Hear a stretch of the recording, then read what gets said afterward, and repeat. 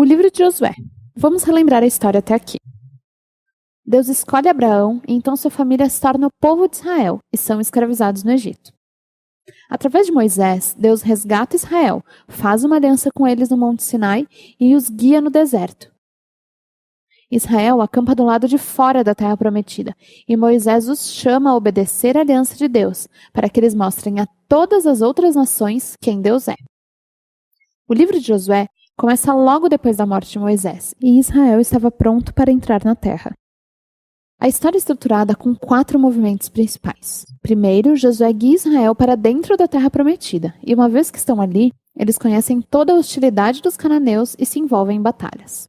Depois de suas vitórias, Josué divide a terra como herança para as 12 tribos, e o livro termina com um discurso final que Josué faz ao povo. Então vamos nos aproximar e ver como isso acontece. A primeira sessão começa com a morte de Moisés, e Josué é apontado como o novo líder de Israel. O autor, intencionalmente, apresenta Josué como um novo Moisés. Como ele, Josué chama o povo a obedecer a Torá, que são as leis da aliança dadas no Monte Sinai.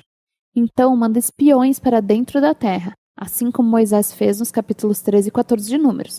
Só que dessa vez, tudo corre muito bem. Na verdade, até alguns cananeus se voltam e seguem ao Deus de Israel. Josué, então, guia todo o povo através do Rio Jordão para dentro da terra. Assim como o mar se abriu para Moisés em Êxodo, aqui o Rio Jordão se abre e os sacerdotes levam a Arca da Aliança por ele, liderando Israel. No capítulo 5, há uma mudança na história. O povo olha para trás, para suas raízes como povo da aliança de Deus. A nova geração é circuncidada e eles celebram a sua primeira Páscoa na terra. Depois, eles se viram e se preparam para ir adiante. Josué tem um encontro louco com um guerreiro misterioso, o comandante angelical do exército de Deus. Josué pede: você está com nós ou com nossos inimigos? E o guerreiro responde: nenhum dos dois. Isso mostra que a real pergunta aqui é se Josué está ao lado de Deus. Fica bem claro que toda essa história não é sobre israelitas versus cananeus. Em vez disso, essa é a batalha de Deus. Israel vai desempenhar o papel de espectador e, em alguns momentos, suporte no plano de Deus, o que nos leva à próxima sessão. Nós encontramos histórias de conflitos entre Israel e diferentes povos cananeus. Na primeira parte, vemos em detalhes as histórias de 2 batalhas, que são seguidas por uma série de pequenas histórias que condensam anos de batalhas em resumos pequenos.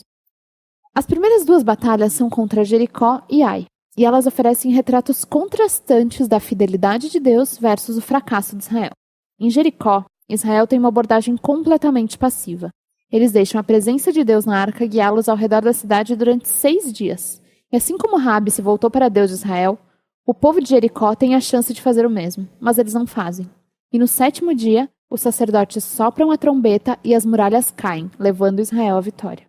O ponto dessa história é mostrar que Deus é quem vai trazer a vitória ao seu povo. Israel só precisa confiar e esperar. A próxima história da Batalha de Ai reflete um aspecto contrário. Conhecemos um israelita, chamado Acã, que rouba de Jericó alguns bens que pertenciam a Deus e mente a respeito disso. É uma atitude bem infeliz, depois de tudo que Deus tem feito por Israel.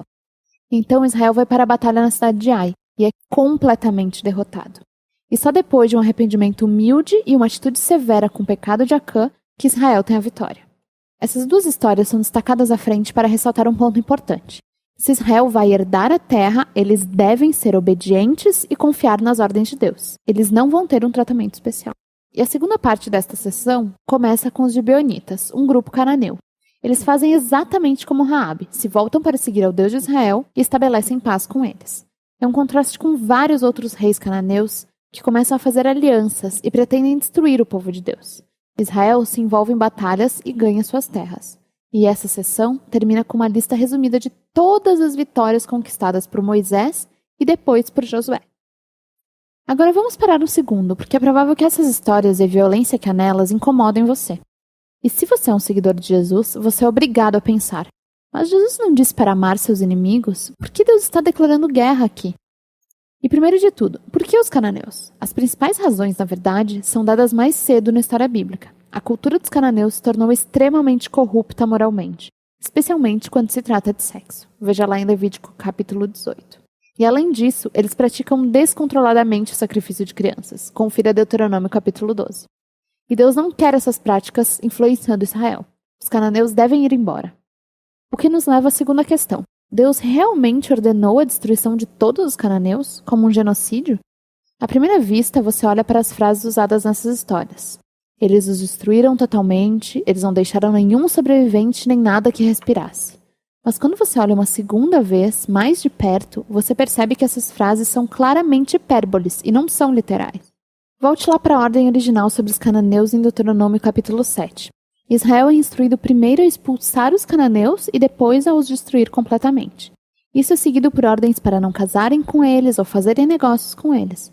O fato é que não se pode casar com alguém que você destruiu. Acho que você pegou o ponto, né? A mesma ideia se aplica às histórias em Josué. Olhe mais de perto. Por exemplo, aparece em Josué capítulo 10 que Israel não deixou sobreviventes nas cidades de Hebron e Debir. Só que mais tarde, no capítulo 15, nós vemos essas cidades ainda povoadas por cananeus. O que nós percebemos é que Josué conta as histórias de batalhas antigas usando hipérboles como parte do estilo de narrativa. Então a palavra genocídio não se encaixa exatamente no que nós vemos aqui. Especialmente à luz de histórias de cananeus que se voltam para o Deus de Israel, como Raabe ou os gibeonitas. Deus estava aberto àqueles que queriam se voltar para ele. A última coisa para se pensar a respeito é que essas histórias marcam um momento único na história de Israel. Elas estavam limitadas ao punhado de pessoas que viviam na terra de Canaã. Com todas as outras nações, Israel era instruído por Deus a buscar a paz. Leia Deuteronômio 20. Portanto, o propósito dessas histórias nunca foi dizer a você, leitor, para cometer violência no nome de Deus. Em vez disso, elas mostram Deus trazendo a sua justiça à maldade do homem em um momento único da história, e como ele protegeu Israel de ser aniquilado pelos cananeus. Agora vamos voltar à estrutura do livro. Após anos de batalhas, nós vemos um Josué velho que começa a dividir a terra entre as 12 tribos de Israel. A maior parte dessa seção é tipo uma lista de linhas de fronteiras. E sejamos honestos, isso é meio chato. É como ler um mapa que não tem figuras. Mas para os israelitas, essas listas eram super importantes.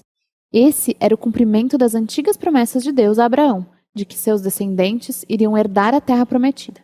Agora Deus vai passar todos os detalhes, o que nos leva para a seção final. Josué faz 2 discursos ao povo, muito similares aos discursos finais de Moisés em Deuteronômio. Josué os lembra da generosidade de Deus, como ele os trouxe para a terra e os resgatou dos cananeus. E os chama a virar as costas para os outros deuses e a serem fiéis à aliança que fizeram. Se eles cumprirem a aliança, isso trará vida e bênção na terra. Mas se forem infiéis, Israel atrairá para si mesmo o julgamento que os cananeus experimentaram. Eles serão expulsos da terra em exílio. Então, Josué deixa Israel com uma escolha. O que o povo vai fazer? Essa é a grande questão que surge quando a história termina, e esse é o livro de Josué.